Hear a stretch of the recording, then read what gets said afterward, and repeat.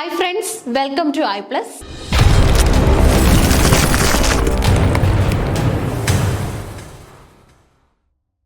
ഇന്നത്തെ ക്ലാസ്സിൽ നമ്മൾ ഡിസ്കസ് ചെയ്യാനായിട്ട് പോകുന്നത് സെറ്റ് ഇംഗ്ലീഷിന്റെ പ്രീവിയസ് ഇയർ ക്വസ്റ്റ്യൻസ് ആണ്. ഓക്കെ, അപ്പൊ നമ്മൾ 25th ക്വസ്റ്റ്യൻസ് വരെ കംപ്രൈസ്ഡ് ആയിട്ട് വീഡിയോ ചെയ്തിട്ടുണ്ട്. സോ ഇന്നത്തെ ക്ലാസ്സിൽ അല്ലെങ്കിൽ ഇന്നത്തെ വീഡിയോ ലെസണിൽ ആദ്യമായിട്ട് നമ്മൾ ഡിസ്കസ് ചെയ്യാനായിട്ട് പോകുന്നത് 26ാമത്തെ ചോദ്യമാണ്. അപ്പൊ ഇതൊരു കണ്ടിന്യൂസ് സൈക്കിൾ ആണ്. പഴയ വീഡിയോസും കൂടെ കാണാനായിട്ട് ശ്രമിക്കണം. നോക്കി, 26ാമത്തെ ചോദ്യം നമുക്ക് ഇവിടെ നിന്ന് കിട്ടും. അപ്പൊ ഈ ഒരു വീഡിയോസ് നിങ്ങൾക്ക് ഇപ്പൊ തന്നെ കണ്ടുപോകും. കാരണം ഫസ്റ്റ് ക്വസ്റ്റൻ ആയിട്ട് ഇതിനെ കൺസിഡർ ചെയ്ത് അങ്ങ് പഠിച്ചാലും നമുക്ക് ധാരാളമാണ്. എല്ലാ ചോദ്യങ്ങളും ഒന്ന് അറിഞ്ഞിരിക്കണം എന്നുള്ളതാണ് പ്രാധാന്യമുള്ളത്. Author of the religion of man. Religion of man എന്ന ടെക്സ്റ്റ് ആരാണ് ഓതർ ചെയ്തിട്ടുള്ളത്? Shri Aurobindo, Rabindranath Tagore, A.K. Coomaraswamy and also V.K. Gokak. ഇതിൽ ആരാണ് റിലീജിയൻ ഓഫ് മാൻ എന്ന ബുക്ക് ഓതർ ചെയ്തിട്ടുള്ളത്? ഇതിനകത്ത് അരബിന്ദോയും അതുപോലെ തന്നെ ടാഗോറും നിങ്ങൾക്ക് നല്ല പരിചയമുള്ള റൈറ്റേഴ്സ് ആയിരിക്കും. You can also see 2 more writers in the option. So ഇതിന്റെ ശരി ഉത്തരം കിട്ടിയോ? ഏതാണ് ശരി ഉത്തരമായിട്ട് നമുക്ക് വരുന്നത്? ഓഫ് കോഴ്സ് ടാഗോർ തന്നെയാണ് കേട്ടോ. ടാഗോറിന്റെ വർക്കാണ് റിലീജിയൻ ഓഫ് മാൻ എന്ന് പറയുന്നത്. ഗീതാഞ്ജലി എന്ന ആ ഒരു കളക്ഷന്, പോയട്രി കളക്ഷന് ഒരുപാട് അവാർഡുകളൊക്കെ നേടിയെടുത്ത റൈറ്റർ കൂടെയാണ്. നോബൽ സമ്മാനം അടക്കമുള്ള അവാർഡുകൾ നേടിയെടുത്ത റൈറ്ററാണ്. സോ നമുക്ക് നോക്കാം. നോക്കി, ബുക്കിന്റെ പേര് വരുന്നത് റിലീജിയൻ ഓഫ് മാൻ.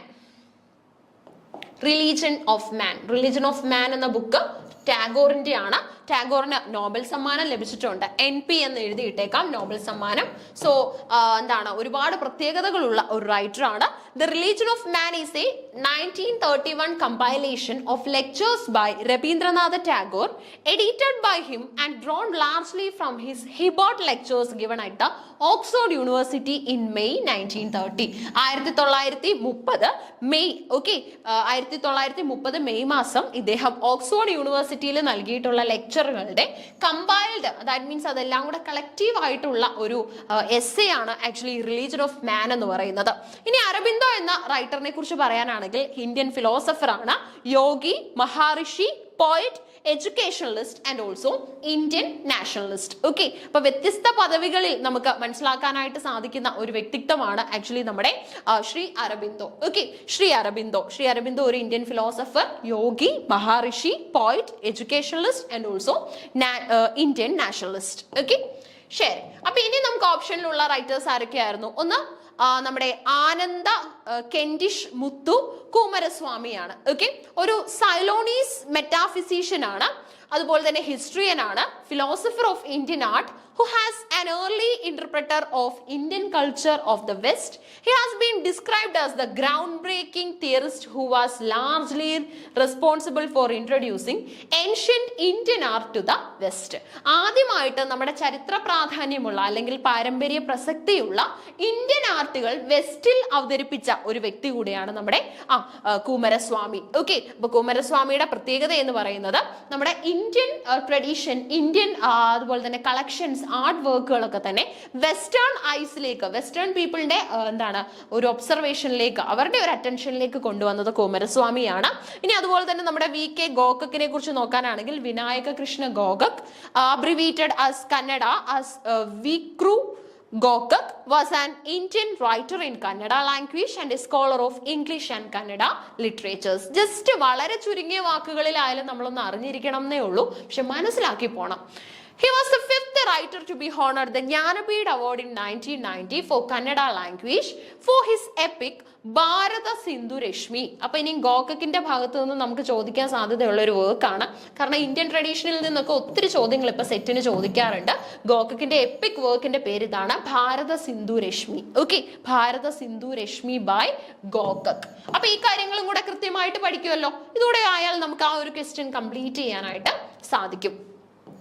അടുത്തതായിട്ട് നമുക്ക് വേണ്ടത് 27ാമത്തെ ചോദ്യമാണ്. നോക്കിക്കോ, ഇൻസ്കേപ്പ് റെഫേഴ്സ് ടു. ഇൻസ്കേപ്പും ഇൻസ്ട്രസും ഒക്കെ നമ്മൾ കൃത്യമായിട്ട് പഠിച്ചിട്ടായിരിക്കും പരീക്ഷയ്ക്ക് പോകുന്നത്. ഓക്കെ, സോ നമ്മുടെ തിയറി പാർട്ടിൽ നിന്നുള്ള ചോദ്യവുമാണ്. നോക്കി, എന്താണ് ഈ കൂട്ടത്തിൽ ഇൻസ്കേപ്പ്? ഇൻസ്കേപ്പിന് നിങ്ങൾക്ക് കൊടുക്കാൻ സാധിക്കുന്ന ഏറ്റവും കൃത്യമായിട്ടുള്ള ഡെഫിനിഷൻ ഏതാണ്? നോക്കിക്കേ, indwelling presence of God in nature, universal character of a natural thing, individuating character of a natural thing, moment of release from the material world.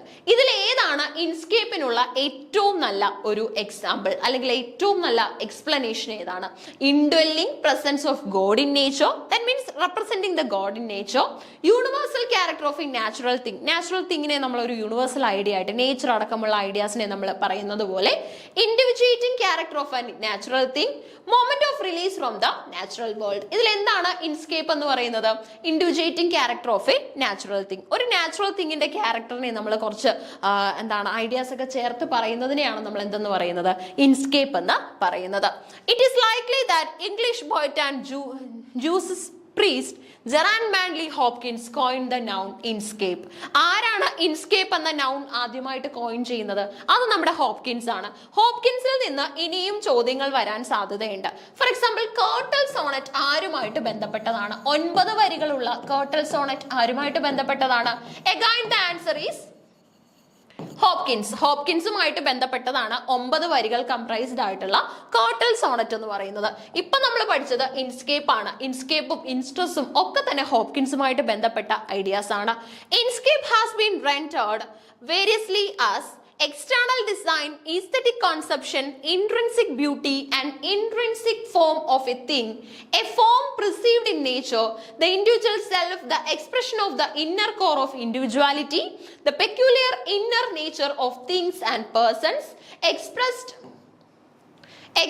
in form and gesture, and an essence or identity embodied in a thing. Okay, ഒരു വസ്തുവിൽ ഉൾക്കൊണ്ടിരിക്കുന്ന ഒരു വസ്തുവിന്റെ inner എന്താണ്? Core of individuality. അതിനെയാണ് നമ്മൾ എന്തെന്ന് പറയുന്നത്? Inkscape എന്ന് പറയുന്നത്. ഇൻസ്കേപ്പ്. എസ്കേപ്പ് എന്ന് പറയുമ്പോൾ തന്നെ നമുക്കറിയാം, നമ്മൾ പലപ്പോഴും ഈ കാർട്ടൂൺസിലൊക്കെ കാണാറുണ്ട്. ടോം ആൻഡ് ജെറി പോലെയൊക്കെയുള്ള സീരീസിൽ നമ്മൾ കാണാറുണ്ട്. Jerry is been escaping. അതിനെ വേണം നമുക്ക് ഇൻസ്കേപ്പ് എന്ന് പറയാം. ഉള്ളിലേക്കാണ് പോകുന്നത്, അല്ലെ? സോ ഒരു പോയിന്റ് നമുക്ക് അവിടെ നിന്നും കിട്ടും. അപ്പൊ ഇതാണ് ശരിക്കും ഇൻസ്കേപ്പിൽ നിന്ന് മനസ്സിലാക്കേണ്ടത്. ഇൻസ്കേപ്പ് എന്ന ഐഡിയ പറയുന്നത് individuating character of a natural thing എന്നുള്ളതാണ്. ഇതിൽ നിന്നും ഏറ്റവും ഗുഡ് വൺ ആയിട്ട് നമുക്ക് സെലക്ട് ചെയ്യാൻ പറ്റുന്നത്. അതിന്റെ ഒരു ചെറിയ എക്സ്പ്ലനേഷൻ നമ്മൾ കൊടുത്തു. Self expression, individual self expression അടക്കമുള്ള ഐഡിയാസ് അതിലാണ് വരുന്നത്. 28ാമത്തെ ചോദ്യം വേണം, അല്ലെ? 28ാമത്തെ ചോദ്യം നോക്കിക്കോ. Demythologizing is a term associated with the works of. ഇത് മുഴുവൻ കമ്പൈൽ ചെയ്ത് അല്ലെങ്കിൽ ഈ മുഴുവൻ ചോദ്യങ്ങൾ എന്താണ് ഒറ്റ സ്ട്രെച്ചിൽ ക്വസ്റ്റ്യൻ ഫോമിലായിട്ട് നമ്മുടെ ഐപ്ലസിന്റെ പ്ലാറ്റ്ഫോമിലും അവൈലബിൾ ആണ്. അവിടെ നിന്നും നിങ്ങൾക്ക് എന്ത് ചെയ്യാനായിട്ട് സാധിക്കും? ഈ ചോദ്യങ്ങൾ എടുത്ത് ചെയ്യാനായിട്ട് സാധിക്കും. അതിനുള്ള അവസരമുണ്ട്. അല്ലെങ്കിൽ നിങ്ങൾക്ക് ഇതേപോലെയുള്ള ഷോർട്ട് വീഡിയോസിന്റെ ഭാഗമായിട്ട് കിട്ടുന്ന ക്വസ്റ്റ്യൻ എക്സ്പ്ലനേഷൻസും മനസ്സിലാക്കി എടുക്കാനായിട്ട് സാധിക്കും.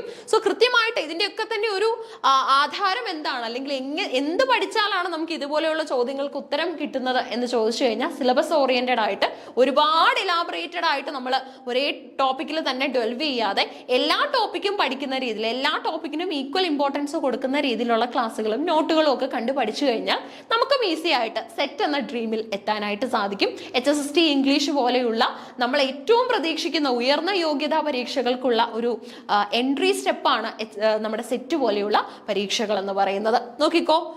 Demythologizing is a term associated with the works of Claude Lévi-Strauss, Ferdinand de Saussure, Rudolf Bladman, Friedrich Schleiermacher. ഇതിൽ ഏതാണ് നിങ്ങൾ ശരി ഉത്തരമായിട്ട് കൺസിഡർ ചെയ്യുന്നത്? സ്ട്രോസ്, സഷൂർ, ബ്ലഡ്മാൻ, അതുപോലെ തന്നെ നമ്മുടെ ബ്ലഡ്മാൻ ആൻഡ് ഫെഡറിഷ് സ്വിഷ്മാഷർ. ഇതിൽ ഏതാണ് നിങ്ങൾ ശരി ഉത്തരം കൊടുക്കുന്നത്? ഡീമിത്തോളജൈസിംഗ് എന്ന ടേം ആരുടെ വർക്കുമായിട്ട് അസോസിയേറ്റ് ചെയ്തതാണ്? അധികം ആലോചിക്കാനൊന്നുമില്ല. റഡോൾഫ് ബ്ലഡ്മാനുമായിട്ട് അസോസിയേറ്റ് ചെയ്ത ഐഡിയ ആണ്. സോ നമുക്ക് ആ ഒരു കാര്യങ്ങളൊന്ന് നോക്കാം. Demythologizing, a term adopted by Rudolf Bladman, is the means by which the veiled truth of the myth can be recontextualized in the modern world, where gods and supernatural beings seeks to exert any influence on the affairs of modern life. Okay, അപ്പോൾ നമ്മൾ ഈ mythology ഒക്കെ തന്നെ ഒന്ന് റീഫാബ്രിക്കേറ്റ് ചെയ്യാണ്. ഒരു പുതുമയുടെ എന്താണ് ആ ഒരു പോസ്റ്ററിൽ അല്ലെങ്കിൽ പുതുമയുടെ ഒരു അപ്പിയറൻസിൽ, ഔട്ട്ഫിറ്റിൽ നമ്മൾ കൊണ്ടുവരികയാണ്. മിത്തിനെ നമ്മളൊന്ന് റീട്രീറ്റ് ചെയ്തെടുക്കുന്ന രീതിയാണ് ഡീമിത്തോളജൈസേഷൻ എന്ന് പറയുന്നത്. The process of eliminating all mythical elements from the piece of writing in order to arrive at an essential meaning. ഇനി അതുപോലെ തന്നെ ഈ ഡീമിത്തോളജൈസിങ് പ്രോസസ്സിന്റെ ഭാഗമായിട്ട് നമ്മൾ എല്ലാ തരത്തിലുള്ള മിത്തോളജിക്കൽ ഐഡിയാസിനെയും ഫിൽട്ടർ ചെയ്ത് മാറ്റാറുമുണ്ട്. ഓക്കെ, നമുക്കൊരു പുതിയ പ്യൂരിറ്റൽ അല്ലെങ്കിൽ ഒരു പുതിയ ഒരു എന്താണ് എസെൻഷ്യൽ മീനിങ്ങിൽ എത്താനായിട്ട് we are actually eliminating all sorts of mythical elements. അതിനെ നമുക്ക് ഇവിടെ കാണാനായിട്ട് പറ്റും. Claude Levi Strauss was a French anthropologist and ethnologist whose work was key in the development of the theories of structuralism and structural anthropology. Structural anthropology അടക്കമുള്ള മേഖലകളിൽ ഏറ്റവും പ്രധാനപ്പെട്ട ഒരു ബ്രാഞ്ച് ആയിട്ട് നമുക്ക് ഇതിനെ കൺസിഡർ ചെയ്യാനായിട്ടും സാധിക്കും. അപ്പൊ ഡീമിത്തോളജൈസേഷൻ നമ്മുടെ റിഡോൾഫ് ബ്ലഡ്മാനുമായിട്ട് ബന്ധപ്പെട്ടതാണ്. അതുപോലെ തന്നെ ആ ഒരു പ്രോസസ്സിനകത്തിൽ നമ്മൾ എപ്പോഴും എന്താണ് മിത്തിനെ ആ ഒരു പഴയ ട്രഡീഷണൽ മിത്തിൽ നിന്നും ആ ഒരു പോയിന്റിൽ നിന്നും ചേഞ്ച് ചെയ്ത് നമ്മൾ റീട്രീറ്റ് ചെയ്ത് പുതിയൊരു ഔട്ട്ഫിറ്റിലാണ് എത്തിക്കുന്നത്. ചില കേസസിൽ നമ്മൾ ഡീമിത്തോളജൈസേഷന്റെ ഭാഗമായിട്ട് മിത്തുകളെ എലിമിനേറ്റ് ചെയ്തിട്ട് ഒരു യൂണിവേഴ്സൽ മീനിങ്ങിലും ടോപ്പിക്കുകളെ എത്തിക്കാറുണ്ട്. മിത്ത് ബേസ്ഡ് ആവുമ്പോൾ ഒരുപാട് തരത്തിലുള്ള ഡിസ്പാരിറ്റീസ് ഉണ്ടാകാനായിട്ടും സാധ്യതയുണ്ട്. നോക്കി, ഇനി ലെവി-സ്ട്രോസിനെ കുറിച്ച് പറയാനാണെങ്കിൽ ഒരു ഫ്രഞ്ച് ആന്ത്രോപോളജിസ്റ്റ് ആണ്, അതുപോലെ തന്നെ എത്തനോളജിസ്റ്റ് ആണ്. ഒരുപാട് കോൺട്രിബ്യൂഷൻസ് നൽകാനായിട്ട് സ്ട്രക്ചറൽ ആന്ത്രോപോളജി അടക്കമുള്ള മേഖലകളിൽ കോൺട്രിബ്യൂഷൻസ് നൽകാനായിട്ട് ഇദ്ദേഹത്തിന് സാധിച്ചിട്ടുണ്ട്. ഇനി നോക്കി, നമ്മുടെ സെഷൂർ ഒരു സ്വിസ് ലിംഗ്വിസ്റ്റ് ആണ്, സെമിയോട്ടീഷ്യൻ ആണ്, അതുപോലെ തന്നെ ഫിലോസഫർ ആണ്. His ideas laid a foundation for many significant development in both linguistics and semiotics in the 20th century. നിങ്ങൾക്ക് ഒരു എളുപ്പത്തിന് വേണമെങ്കിൽ പിന്നീട് എപ്പോഴെങ്കിലും നോട്ട് ചെയ്യാമെന്നാണെങ്കിൽ ജസ്റ്റ് ഇത് സ്ക്രീൻഷോട്ട് ചെയ്തായാലും വെക്കാൻ സാധിക്കും. ഏറ്റവും പ്രധാനപ്പെട്ട പേജുകൾ എന്ന് കാണുന്നത് നിങ്ങൾക്ക് തന്നെ ഫീൽ ചെയ്യുന്നത് സ്ക്രീൻഷോട്ട് ചെയ്ത് വെക്കുക. അല്ലാത്ത പക്ഷം വീഡിയോ ഒന്ന് പോസ് ചെയ്ത് കഴിഞ്ഞാൽ നിങ്ങൾക്ക് വേണ്ട കാര്യങ്ങൾ എഴുതാനും സാധിക്കും.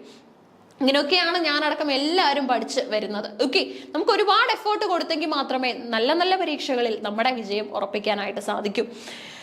അടുത്തത് ഫെഡറിക് ഡാനിയൽ ഏൺസ്റ്റ് ഷ്ലെഷ്മാഷർ ആണ്. ഒരു ജർമ്മൻ റിഫോംഡ് തിയോളജിയനായിരുന്നു. ഒരുപാട് നിങ്ങൾ കേൾക്കാൻ സാധ്യത കുറവാണ്. ഫിലോസഫർ ആണ്, ബിബ്ലിക്കൽ സ്കോളർ ആണ്. Known for his attempt to reconcile the criticisms of the Enlightenment with traditional Protestant Christianity. Okay, traditional Protestant ക്രിസ്ത്യാനിറ്റിയുടെ ബേസിലുള്ള ഒരു എന്താണ് ഇംഗ്ലീഷ് എൻലൈറ്റൻമെന്റ് ഐഡിയാസ് ഒക്കെ തന്നെ റിഫ്രഷ് ചെയ്ത ഒരാളായിട്ടാണ് നമ്മൾ ഷ്ലെഷ്മാഷറിനെ കൺസിഡർ ചെയ്യുന്നത്. 29ാമത്തെ ചോദ്യമാണ് നമുക്കിനി വേണ്ടത് അല്ലെ. 28 വരെ കംപ്ലീറ്റ് ആണല്ലോ. 28 വരെയുള്ള ഐഡിയാസ് നിങ്ങൾക്ക് ക്ലിയർ ആയിരിക്കണം, ഒരു ഡൗട്ടും ഉണ്ടാവാൻ പാടില്ല. ഡീമിത്തോളജൈസിങ് എന്ന് പറയുന്ന ടേം ആരുമായിട്ട് ബന്ധപ്പെട്ടതാണെന്ന് ചോദിച്ചു കഴിഞ്ഞാൽ നമ്മുടെ ബ്ലഡ്മാനുമായിട്ട് ബന്ധപ്പെട്ടതാണ്. ഓക്കെ, അപ്പൊ 29 the oldest method for teaching English language. ഏറ്റവും ഈസി ആയിട്ടുള്ള ക്വസ്റ്റ്യൻ എന്ന് നമുക്ക് പറയാൻ സാധിക്കും അല്ലെ. ഏറ്റവും എളുപ്പമുള്ളത്, പഠിക്കാതെ പോയവർക്ക് ഉത്തരം എഴുതാൻ സാധിച്ച ചോദ്യം ഏതാന്ന് ചോദിച്ചു കഴിഞ്ഞാൽ ഞാൻ ഈ ചോദ്യം ചൂണ്ടിക്കാണിക്കും. 29 the oldest method for teaching English language.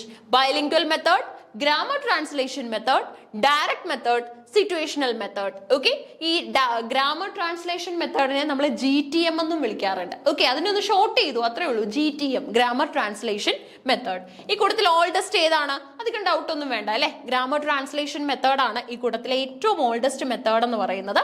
Grammar ട്രാൻസ്ലേഷനകത്തിൽ എന്താ സംഭവിക്കുന്നതെന്ന് വെച്ച് കഴിഞ്ഞാൽ നമ്മൾ ജസ്റ്റ് നമ്മുടെ ലാംഗ്വേജിനെ ഒന്ന് ചേഞ്ച് ചെയ്യാണ്. അതായത് ഇപ്പം നമ്മുടെ L1 ലാംഗ്വേജ് എങ്കിൽ നമ്മൾ അതിനെ L2 ട്രാൻസ്ലേറ്റ് ചെയ്യുന്നു. തിരിച്ചും L2 ലാംഗ്വേജ് എങ്കിൽ അതിനെ നമ്മൾ L1 ട്രാൻസ്ലേറ്റ് ചെയ്യുന്നു. L1 എന്നാൽ മദർ ടങ്, L2 എന്നാൽ നമ്മുടെ ടാർഗറ്റ് ലാംഗ്വേജ് ആണ്. ഓക്കെ, L1 എന്താണ്? മദർ ടങ്ങിനെയാണ് നമ്മൾ L1 എന്ന് വിളിക്കുന്നത്. L2 എന്താന്ന് ചോദിച്ചു കഴിഞ്ഞാൽ it's the target language. Target ലാംഗ്വേജിനെയാണ് നമ്മൾ L2 എന്ന് വിളിക്കുന്നത്. Okay, L1 and L2. ഇനി ബൈലിംഗ്വൽ ആണെങ്കിൽ നമ്മൾ 2 ലാംഗ്വേജസിന് പ്രയോറിറ്റി കൊടുക്കുന്നുണ്ട്. ഡയറക്റ്റ് മെത്തേഡ് ആണെങ്കിൽ ഡയറക്റ്റ് നമ്മൾ L2 ടാർഗറ്റ് ലാംഗ്വേജിന് പ്രയോറിറ്റി കൊടുക്കുന്നു. സിറ്റുവേഷൻ മെത്തേഡ് എന്ന് പറഞ്ഞാൽ സിറ്റുവേഷണൽ ആയിട്ടുള്ള എന്താണ് ഐഡിയാസ് പ്രൊവൈഡ് ചെയ്തിട്ട്, അതായത് സന്ദർഭം പ്രൊവൈഡ് ചെയ്തിട്ട് ആൾക്കാരെ എന്താണ് സ്പീക്ക് ചെയ്യാനായിട്ട് ട്രെയിൻ ചെയ്യുന്ന ഒരു പ്രോസസ്സാണ്. സ്പീക്കിങ്ങിന് പ്രയോറിറ്റി കൊടുക്കുന്ന ഒരു പ്രോസസ്സാണ് സിറ്റുവേഷണൽ മെത്തേഡ് എന്ന് പറയുന്നത്. ഈ കാര്യങ്ങളൊക്കെ കൃത്യമായിട്ടൊന്ന് മനസ്സിലാക്കി വെക്കുക. So oldest method for teaching English എന്ന് പറയുന്നത് ഗ്രാമർ ട്രാൻസ്ലേഷൻ മെത്തേഡ് ആണ്. നോക്കാം. The grammar translation method is one of the oldest method of teaching. Okay, ഇതുമായിട്ട് പ്രധാനപ്പെട്ട മറ്റൊരു പോയിന്റ് എന്ന് പറയുന്നത് ഇതിന്റെ മറ്റൊരു പേര് ഓക്കെ ക്ലാസിക്കൽ മെത്തേഡ് എന്നാട്ടോ. Grammar translation method is the oldest method of teaching since it was used to teach Greek and Latin. Priority കൊടുക്കുന്നത് ഗ്രീക്കും ലാറ്റിനും ഒക്കെ ആയിരുന്നു. In European countries ഗ്രീക്കും ലാറ്റിനും ഒക്കെ പഠിപ്പിക്കാനായിട്ടായിരുന്നു നമ്മൾ ആദ്യമായിട്ട് ഈ മെത്തേഡ് കൊണ്ടുവരുന്നത്. It's also known as classical method. ഇതിനെ നമ്മൾ ക്ലാസിക്കൽ മെത്തേഡ് എന്ന് വിളിക്കും. അതുപോലെ തന്നെ GTM എന്ന് വിളിക്കാറുണ്ട്. GTM. Bilingual method means using one language, mother tongue, which the students have mastered in learning English. നമ്മൾ L1ന്റെ സപ്പോർട്ടോട് കൂടി L2 പഠിപ്പിക്കുന്നു. ഓക്കെ, കുട്ടിക്ക് L1ൽ നല്ല നോളജ് ഉണ്ടാവും. ആ L1ന്റെ സപ്പോർട്ടോട് കൂടി നമ്മൾ എന്ത് ചെയ്യുന്നു, L2 പഠിപ്പിച്ചെടുക്കുന്ന രീതിയാണ് ബൈലിംഗ്വൽ മെത്തേഡ് എന്ന് പറയുന്നത്. അടുത്ത നോക്കിക്കോ, the mother tongue is learned by the child in real life situations and thus has various ideas and concepts in his mind because of the direct experience. ഇനി അടുത്തതായിട്ട് ഡയറക്റ്റ് മെത്തേഡ് ആണ് നോക്കേണ്ടത്. Direct method of teaching which is sometimes called the natural method. Direct മെത്തേഡിന്റെ മറ്റൊരു പേര് ഒരുപക്ഷെ ചോദിക്കാം. ഇത്തവണ ഈസി ആയിട്ടുള്ള ഒരു ചോദ്യം നമുക്ക് കിട്ടിയില്ലേ, ഏറ്റവും ഓൾഡസ്റ്റ് മെത്തേഡ് ഓഫ് ടീച്ചിങ് ഏതാണെന്ന് ചോദിച്ചു കഴിഞ്ഞാൽ അത് ഗ്രാമർ ട്രാൻസ്ലേഷൻ മെത്തേഡ് ആണ്. ഇനി നമ്മുടെ ഡയറക്റ്റ് മെത്തേഡിന്റെ മറ്റൊരു പേരെന്താണെന്ന് ചോദിച്ചു കഴിഞ്ഞാൽ അത് നാച്ചുറൽ മെത്തേഡ് ആണ്. And is often but not exclusively used in teaching foreign languages, refrains from using the learner's native language and uses only the target language. Okay, അപ്പം നമ്മുടെ ലേണറുടെ നേറ്റീവ് ലാംഗ്വേജിനാണ് കൂടുതലായിട്ടും ഫോക്കസ് കൊടുക്കുന്നത് and uses only the target language. Okay, refrains the learner's native language. Native ലാംഗ്വേജിന്റെ focus നമ്മൾ എന്താണ് ആദ്യ സമയങ്ങളിൽ അത് നല്ല രീതിയിൽ നമ്മുടെ എന്താണ് ഗ്രോയിങ് ഏജിൽ കുട്ടിക്ക് കിട്ടിയിട്ടുണ്ട് native language influence. Direct method വരുന്ന സമയത്ത് നമ്മൾ ടീച്ചേഴ്സ് കൂടുതലും ഫോക്കസ് കൊടുക്കുന്നത് ടാർഗറ്റ് ലാംഗ്വേജിനാണ്. ഓക്കെ, L1ൽ കുട്ടി സഫീഷ്യന്റ് ആണ്. L1ൽ എഴുതാനും വായിക്കാനും സംസാരിക്കാനും സംഭാഷണങ്ങൾ ഫ്രെയിം ചെയ്യാനും ഒക്കെ കുട്ടിക്ക് സാധിക്കും. ആ ഒരു കഴിവ് വെച്ചുകൊണ്ട് നമ്മൾ ആ L1 ഒന്ന് ബ്ലോക്ക് ചെയ്ത് വെച്ചിട്ട് L2 പ്രൊമോട്ട് ചെയ്യുന്നു, ടാർഗറ്റ് ലാംഗ്വേജ് പ്രൊമോട്ട് ചെയ്യുന്നു. അതാണ് ഡയറക്റ്റ് മെത്തേഡിൽ നടക്കുന്നത്. According to the situational approach and to ensure that the language that is being taught is realistic, all the words and sentences must grow out of some real situations or imagined real situations. Thus the meaning of the words are tied up with the situations in which they are used. Okay, അപ്പോൾ ഉപയോഗിക്കുന്ന situation അനുസരിച്ച് നമ്മൾ മീനിങ്സും വേർഡ്സും ഒക്കെ തന്നെ tie ചെയ്ത് വെക്കുന്ന process ആണ് actually situational approach എന്ന് പറയുന്നത്. ഓക്കെ, ഇമാജിൻഡ് റിയൽ സിറ്റുവേഷൻസ് ആണ് നമ്മൾ ഇതിനായിട്ട് കുട്ടികൾക്ക് കൊടുക്കുന്നത്. ആ സിറ്റുവേഷൻസിൽ നിന്നുകൊണ്ട് കുട്ടി കൂടുതലായിട്ടും ഐഡിയാസ് പഠിക്കുന്നു, കുട്ടി അതുമായിട്ട് ബേസ് ചെയ്ത് വർക്ക് ചെയ്യാനായിട്ട് തുടങ്ങുന്നു. ഓക്കെ, സോ ആ ഒരു ക്വസ്റ്റ്യൻ ക്ലിയർ ആണല്ലോ. ഏറ്റവും ഓൾഡസ്റ്റ് മെത്തേഡ് ഓഫ് കോഴ്സ് നമ്മുടെ ഗ്രാമർ ട്രാൻസ്ലേഷൻ മെത്തേഡ് ആണ്. 30ാമത്തെ ചോദ്യം എന്താണെന്ന് നമുക്കൊന്ന് നോക്കാം. Name the playwright who has written Larin Sahib. Larin Sahib എന്ന് പറയുന്ന ഒരു idea, who is the playwright behind that idea? Okay, ആ ഒരു വർക്ക് എഴുതിയത് ആരാണ് നോക്കിക്കേ. ജീവ് പട്ടേൽ, ജീന മേത്ത, ഗുർചരൺ ദാസ്, പ്രതാപ് ശർമ്മ. ഇതിൽ ഏതാണ് നിങ്ങൾ ശരി ഉത്തരമായിട്ട് തിരഞ്ഞെടുക്കുന്നത്? Playwright who has written Larin Sahib. നോക്കി, ജീവ് പട്ടേൽ വളരെ ഇമ്പോർട്ടന്റ് ആയിട്ടുള്ള ഒരു പോയിന്റ് കൂടിയാണ്. ദീന മെഹ്ത്ത, ഗുരുചരൺ ദാസ്, പ്രതാപ് ശർമ്മ. ഇതിലേതാണ് ശരി ഉത്തരമായിട്ട് നമുക്ക് കൺസിഡർ ചെയ്യാൻ പറ്റുന്നത്? നോക്കിക്കോ, നമ്മുടെ ഗുരുചരൺ ദാസ് ആണ് ഇതിന്റെ ഉത്തരമായിട്ട് വരുന്നത്. The play Larin Sahib was written by Gurcharan Das. അപ്പൊ ഗുരുചരൺ ദാസിന്റെ ഭാഗത്ത് നിന്ന് നമുക്ക് കിട്ടിയ വളരെ പ്രധാനപ്പെട്ട ഒരു കോൺട്രിബ്യൂഷൻ ആണ് ലാറിൻ സാഹിബ്. ലാറിൻ സാഹിബ് ഒരു പ്ലേ ആണ് കേട്ടോ, play by Gurcharan Das. The play is set during the Indian Rebellion of 1857. ചിലപ്പോൾ നമ്മളോട് ചോദ്യം ചോദിക്കും, ലാറിൻ ദാസ് എന്ന് പറയുന്ന ഗുരുചരൺ ദാസിന്റെ ഫേമസ് ആയിട്ടുള്ള, ലാറിൻ സാഹിബ് എന്ന ഗുരുചരൺ ദാസിന്റെ ഫേമസ് ആയിട്ടുള്ള പ്ലേയിൽ ഏത് റെബല്യന്റെ റെഫറൻസ് ആണ് വരുന്നത്? ഇന്ത്യൻ റെബല്യൻ തന്നെ പല വർഷങ്ങളിൽ നടന്നിട്ടുണ്ട്. ഇന്ത്യൻ റെബല്യൻ 1857ന്റെ റെഫറൻസ് ആണ് ഇവിടെ നമുക്ക് ഉള്ളത്. The title character Larin Sahib is based on sir Henry Lawrence, an actual historical figure. അപ്പൊ ശരിക്കും നമുക്ക് ഉണ്ടായിരുന്ന ഒരു ഹിസ്റ്റോറിക്കൽ ഫിഗർ ആയിട്ടുള്ള സർ ഹെൻറി ലോറൻസിന്റെ ഒരു പ്രതിബിംബമാണ്, അല്ലെങ്കിൽ ഹെൻറി ലോറൻസിന്റെ ഒരു ബിംബമാണ് ശരിക്കും പറഞ്ഞാൽ നമ്മൾ ലാറിൻ സാഹിബില് കാണുന്നത്. അപ്പൊ ലാറിൻ സാഹിബ് എന്ന് പറയുന്നത് ഏത് വ്യക്തിയുമായിട്ട് ബേസ് ചെയ്തിട്ടുള്ള ക്യാരക്ടർ ആണെന്ന് ചോദിച്ചു കഴിഞ്ഞാൽ ടൈറ്റിൽ ക്യാരക്ടർ നമ്മുടെ സർ ഹെൻറി ലോറൻസുമായിട്ട് കണക്റ്റഡ് ആയിട്ടുള്ള സിമിലാരിറ്റീസ് ഉള്ള ഒരു വ്യക്തിയാണ്. സോ അതാണ് നമ്മൾ ലാരൻ സാഹിബ് എന്ന പ്ലേയുമായിട്ട് ബേസ് ചെയ്ത് മനസ്സിലാക്കേണ്ടത്. ഗുരുചരൺ ദാസ് ആണ് അതിന്റെ playwright. Indian rebellion of 1857 കുറിച്ച് പറയുന്നുണ്ട്. ലാരൻ സാഹിബ് എന്ന വ്യക്തി നമ്മുടെ സർ ഹെൻറി ലോറൻസ് എന്ന ഹിസ്റ്ററിക്കൽ ഫിഗറുമായിട്ട് കണക്റ്റഡ് ആയിട്ടുള്ള ആളാണ്, സിമിലാരിറ്റീസ് ഉള്ള ആളാണ്. അടുത്തതായിട്ട് നമുക്ക് ഓപ്ഷനിൽ ഉണ്ടായിരുന്നത് ജീവ് പട്ടേലാണ്. ജീവ് പട്ടേലിനെ കുറിച്ച് പറയാനായിട്ടാണെങ്കിൽ ഇതിന്റെ ഒരു സ്ക്രീൻഷോട്ട് ഉറപ്പായിട്ട് നിങ്ങളുടെ കയ്യിൽ വേണം കേട്ടോ, പ്രധാനപ്പെട്ട കാര്യങ്ങളാണ്. ജീവ് പട്ടേൽ ഒരു ഇന്ത്യൻ പോയറ്റ് ആണ്, പ്ലേ റൈറ്റ് ആണ്, painter as well as physician. He belonged to a group of writers who had described themselves to the green movement. അപ്പം എന്താണ്, ഒരു കൂട്ടം റൈറ്റേഴ്സ് അവർ ഗ്രീൻ മൂവ്മെന്റിന്റെ ഭാഗമാണെന്ന് പറഞ്ഞിട്ടുണ്ട്. സോ അങ്ങനെ ഗ്രീൻ മൂവ്മെന്റിന്റെ ഭാഗമായിട്ട് നിന്ന ഒരാൾ തന്നെയാണ് ശരിക്കും നമ്മുടെ ജീവ് Patel, which was involved in an effort to protect the environment. His poems speak of deep concerns for nature and expose man's cruelty to it. Green മൂവ്മെന്റുമായിട്ട് ബന്ധപ്പെട്ട ആളാണ് ജീവ് പട്ടേൽ. ദീന മെഹ്തയാണ് നമുക്ക് ഓപ്ഷനിലുള്ളത്. ദീന മെഹ്ത ഒരു ഇന്ത്യൻ റൈറ്റർ ആണ്, belonging to the Parsi community. Parsi കമ്മ്യൂണിറ്റിയുടെ ഭാഗമാണ്. Generally the Parsi novelist who write in English are differentiated in 2 categories: expatriate writers and stay at home writers. And Deena Mehta falls into the category of stay at home writers. Okay, അപ്പോൾ ഈ പാർസി നോവലിസ്റ്റുകൾ 2 വിഭാഗം ഉണ്ടായിരുന്നു, 2 ടൈപ്പിലുണ്ടായിരുന്നു. ഒന്നെന്ന് പറയുന്നത് of course നമ്മുടെ stay at home writers ആണ്. മറ്റൊരു വിഭാഗം എന്ന് പറയുന്നത് എക്സ്പാട്രിയേറ്റ് റൈറ്റേഴ്സ് ആണ്. ഓക്കെ, അപ്പൊ സ്റ്റേ അറ്റ് ഹോം കാറ്റഗറിയിലാണ് നമുക്ക് ദീന മെഹ്തയെ കാണാനായിട്ട് സാധിക്കുന്നത്. ഗുരുചരൺ ദാസ് ആയിരുന്നല്ലോ നമ്മുടെ ലാരൻ സാഹിബ് എന്ന വർക്ക് എഴുതിയത്. സോ ഒരു ഇന്ത്യൻ ഓതർ ആണ്, who wrote a ട്രിലോജി based on the classical Indian goals of the ideal life. Ideal ലൈഫിനെ കുറിച്ചുള്ള ഗോൾസ് ഒക്കെ കംപ്രൈസ് ചെയ്തിട്ടുള്ള ഒരു ട്രിലോജി എഴുതിയിട്ടുണ്ട്. India Unbound was the first volume on Artha, material well-being, which narrated the story of India's economic rise from independence to the global information age. അതായത് സ്വാതന്ത്ര്യം മുതൽ ഇന്ന് നമ്മൾ എത്തി നിൽക്കുന്ന, അതായത് ലോകം വിരൽത്തുമ്പിൽ എന്ന ഒരു പോയിന്റിൽ, അതായത് വേൾഡ് ഇൻ അവർ പോക്കറ്റ്, മൊബൈലിനെ കുറിച്ചൊക്കെ നമ്മൾ പറയുന്നതാണ്, നമ്മുടെ IT റവല്യൂഷനെ കുറിച്ച് നമ്മൾ പറയുന്ന കാര്യങ്ങളാണ് അല്ലെ. ആ ഒരു സ്റ്റേജ് വരെ നമ്മൾ എത്തി നിൽപ്പുണ്ട്. സോ ഒരു ഇന്ത്യയുടെ ഒരു സ്റ്റോറി പറയുന്ന വർക്കാണ് ഇന്ത്യ അൺബൗണ്ട് എന്ന് പറയുന്നത്. ഓക്കെ, ഇന്ത്യ അൺബൗണ്ട് അടക്കമുള്ള വർക്ക്, അതുപോലെ തന്നെ ഒരുപാട് ഗുഡ് ട്രിലോജീസ് ഓഫ് ഐഡിയൽ ലൈഫ് ഒക്കെ നൽകിയിട്ടുള്ള റൈറ്ററാണ് ഗുരുചരൺ ദാസ്. ഓക്കെ, സോ ഇതൊക്കെയാണ് ഗുരുചരൺ ദാസിന്റെ പ്രത്യേകത. അപ്പൊ നമ്മുടെ 30ാമത്തെ ചോദ്യത്തിന് നിങ്ങൾക്ക് ഉത്തരം കിട്ടിയിട്ടുണ്ടാവും. 30ാമത്തെ ചോദ്യം നമുക്ക് വരുന്നത് name the playwright who has written Laran Sahib. ഉത്തരം വരുന്നത് ഗുരുചരൺ ദാസ് ആണ്. ഇനി വരും വർഷങ്ങളിൽ നമുക്ക് പ്രതീക്ഷിക്കാൻ പറ്റുന്ന ചോദ്യം എന്താന്ന് ചോദിച്ചു കഴിഞ്ഞാൽ, ലാരൻ സാഹിബ് എന്ന ആ ഒരു ക്യാരക്ടർ ആരുമായിട്ട് ബേസ് ചെയ്തുള്ളതാന്ന് ചോദിച്ചു കഴിഞ്ഞാൽ സർ ഹെൻറി ലോറൻസുമായിട്ട് ബേസ് ചെയ്തുള്ളതാണ്. ഏത് റെബല്യനെ കുറിച്ചുള്ള സൂചനകളാണ് ഈ നാടകത്തിൽ പറയുന്നതെന്ന് ചോദിച്ചു കഴിഞ്ഞാൽ ഇന്ത്യൻ റെബല്യൻ ഓഫ് 1857 സൂചനകളാണ് ഇതിനകത്ത് പ്രൊവൈഡ് ചെയ്യുന്നത്. ഓക്കെ, അപ്പൊ ഇത്രയും കാര്യങ്ങൾ കൃത്യമായിട്ട് മനസ്സിലാക്കി വെക്കണം. ഇനി നമുക്ക് വരുന്നത് 31ാമത്തെ ചോദ്യമാണ്. 31ാമത്തെ ചോദ്യം മുതൽ നമുക്ക് അടുത്ത വീഡിയോയിൽ ഡിസ്കസ് ചെയ്യാം. So keep learning. Thank you.